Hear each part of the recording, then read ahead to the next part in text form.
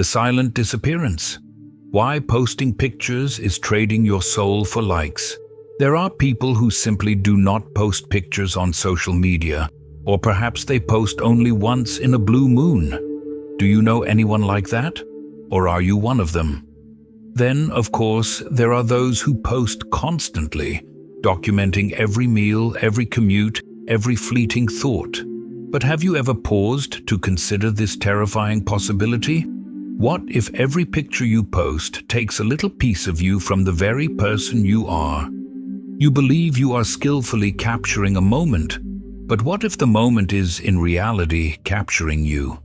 Every flash, every calculated filter, every anxious upload, what does it truly achieve?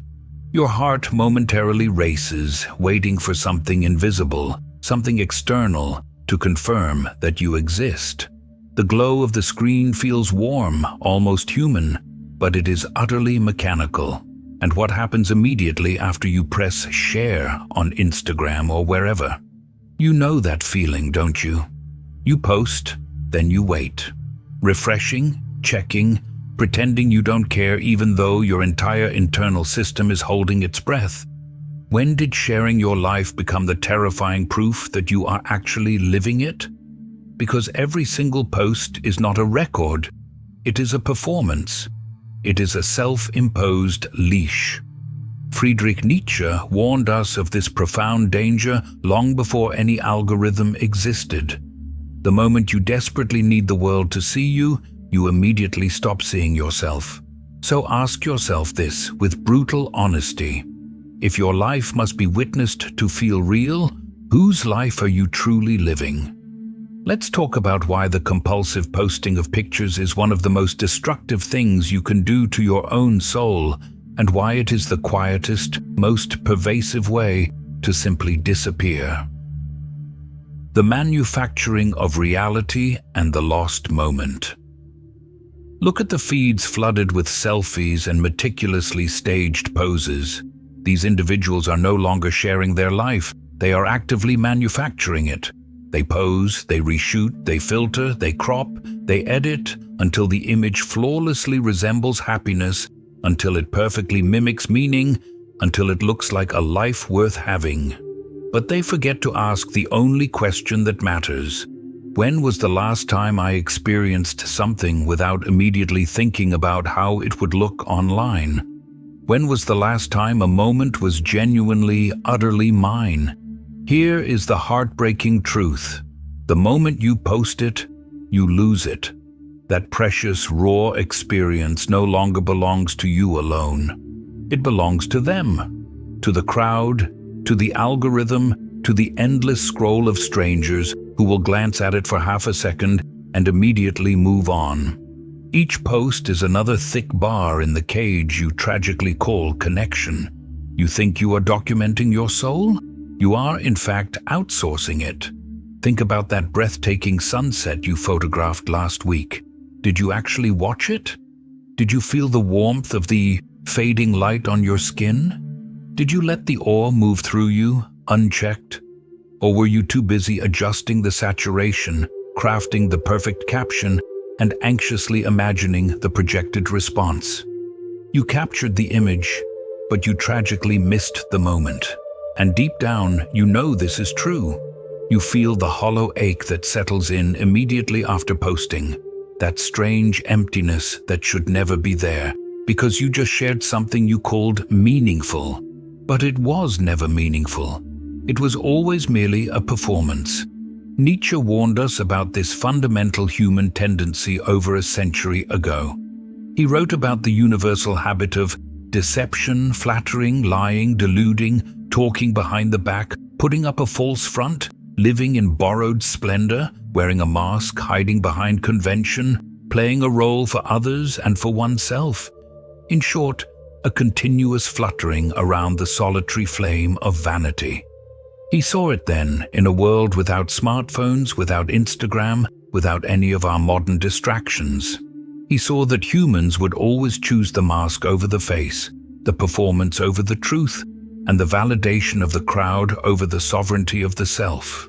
But now we have perfected this flaw. we've mutated it into a complex, self-perpetuating system, a global machine, an overwhelming addiction. The 21st century didn't kill God. It quietly replaced him with the algorithm. And that algorithm is systematically destroying something within you that you cannot even name yet. Every authentic, unfiltered moment you trade for a post takes a piece of your soul you are never going to get back.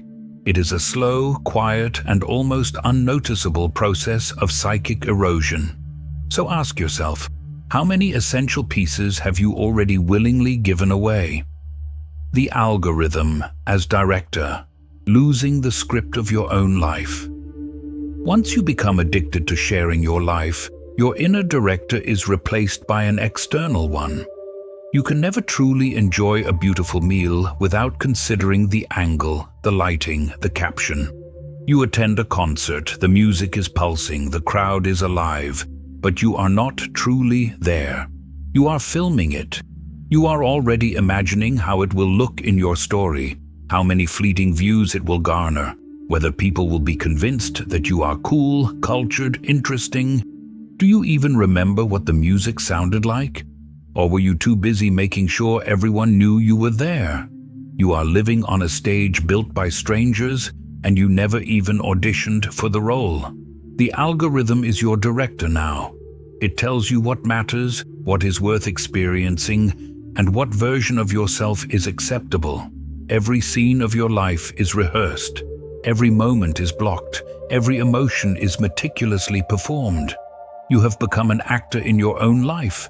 But who precisely is writing the script? Nietzsche famously called this the herd instinct, Herdentrieb, the desperate primal need to blend in, to be instantly approved of, to never stand alone. He stated that the delight in the herd is more ancient than delight in the eye. And as long as the good conscience is entirely identified with the herd, only the bad conscience says I. Let that truth truly sink in. You feel guilty for simply being yourself, for wanting privacy, for not sharing, for not performing. The collective has convinced you that silence is suspicious, that privacy is antisocial, that if you are not posting, you are not living. But the opposite is the profound truth. Think about the people you admire most, the ones with genuine depth, presence, and substance. Your most trusted friends, your mentors, the people you know well. How often do they post? How much do they share? Probably not much, because they are too busy actually living to stop and perform it. The validation loop. Chaining your soul to metrics. This addiction is not just philosophical. It is deep-seated neuroscience. Every time you post, you are asking your brain a profound existential question. Do I matter? Am I beautiful? Do people notice me? And every like, every comment, every notification is an instant answer. A tiny, potent hit of dopamine, a brief, fragile relief from the deep, underlying existential terror of being ignored. But this relief lasts only seconds. Then you crash, and you need another hit. Neuroscientists have confirmed that when you receive likes, your brain lights up in the same areas that respond to cocaine, to gambling, to any addictive substance. It is called a dopamine-driven validation loop. You post, you get validated, you feel good briefly, you crash, you need another hit, so you post again. The cage gets smaller, but you are the one who keeps diligently building it. Chamath Palihapitiya, a former executive at Facebook, famously admitted, "The short-term dopamine-driven feedback loops that we have created are destroying how society works." The people who built these platforms knew exactly what they were doing. They engineered them to be addictive, to hijack your innate human need for connection and transform it into content creation, to transform your self-worth into a measurable, quantifiable commodity. And you are trapped in it. Your self-esteem now lives on a screen. Your fundamental sense of worth is quantified, measured, and updated in real time. 47 likes means you matter less than last week when you achieved 112. A post with low engagement means that specific version of yourself was wrong, insufficient, not enough. We no longer fear religious damnation, we fear invisibility. Nietzsche would say you have chained your soul to the opinions of the mediocre, and you've chained it to the quantified opinions of the mediocre. You no longer ask, am I happy? Am I living well? Am I becoming who I want to be? You ask, am I seen? And if the answer is no, you panic. When did a number become more real than your own experience? When did external validation become more real than internal peace? The persona and the lost face. Performance fatigue. The constant pressure to be likable is called self-presentational pressure, the suffocating art of managing impressions. You no longer live, you manage impressions. And here is the cruelest outcome. The more you do this, the less you know who you actually are. Because when you are constantly living for your pictures and your digital self, you lose track of what is real, what you genuinely want, what you authentically feel. You become what they expect, what the platform rewards, what gets the most engagement. You filter your truth to fit the crowd. You censor your natural strangeness. You sand down your rough edges until you are smooth, polished, safe, and utterly unremarkable.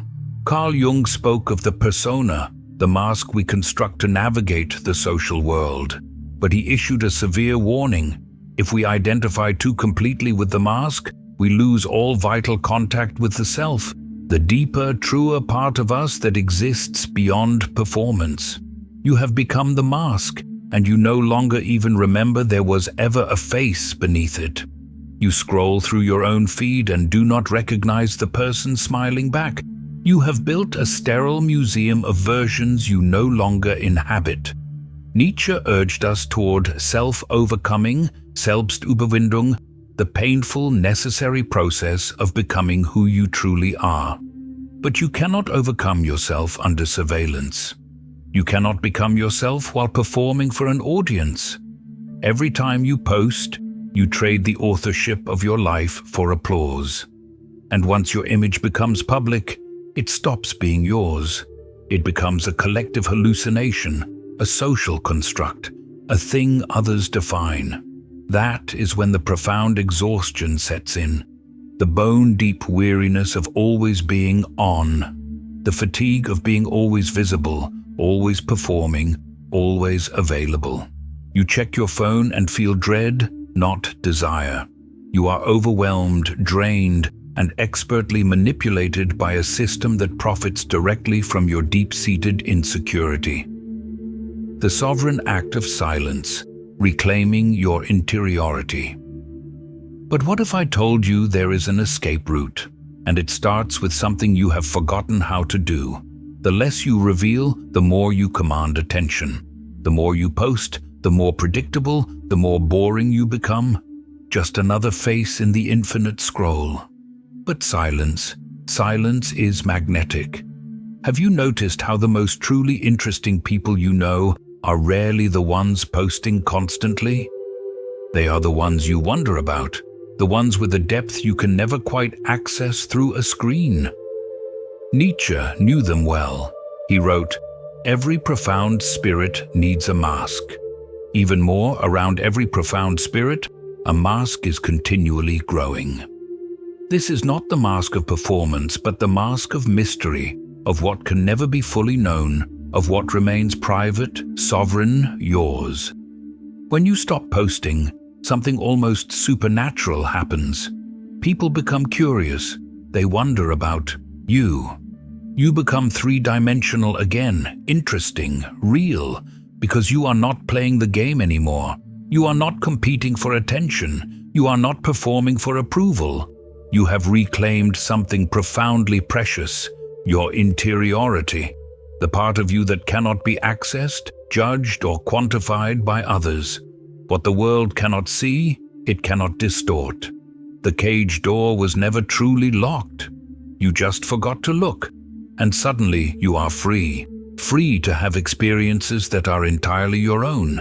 Free to feel without documenting, free to live every moment, free to exist without needing to prove it, free to become who you truly are.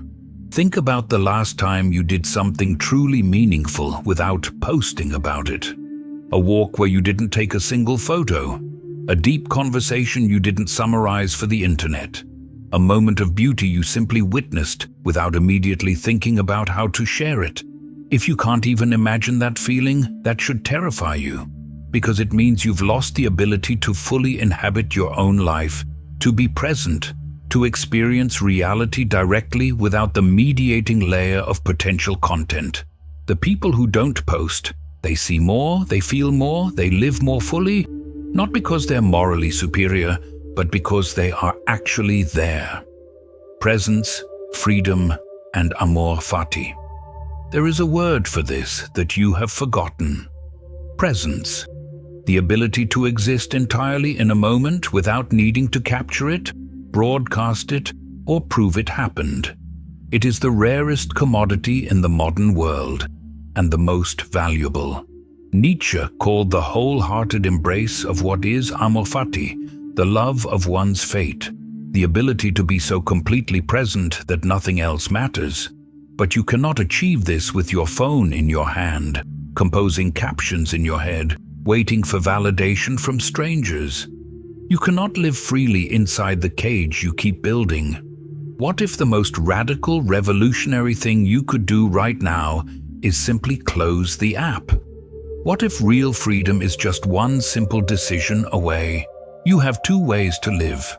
One, you can live for them, endlessly posting, constantly performing, forever hungry for validation, building the cage higher and calling it connection. Two, or you can live for yourself, deeply, fully, authentically, choosing presence over performance, choosing depth over display, choosing being over seeming. The final wisdom of Nietzsche is this: choose the good solitude, not the isolation of loneliness, but the freedom of self-possession. Choose the moments that don't need documentation, the thoughts that don't need broadcasting, the version of yourself that exists only for you. Because in the end, the best moments of your life will never, ever fit in a caption. And that, precisely, is why you matter. If you are already free, if you are truly alive, know this: you chose yourself.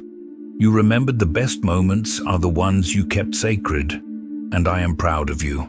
Nietzsche is proud of you.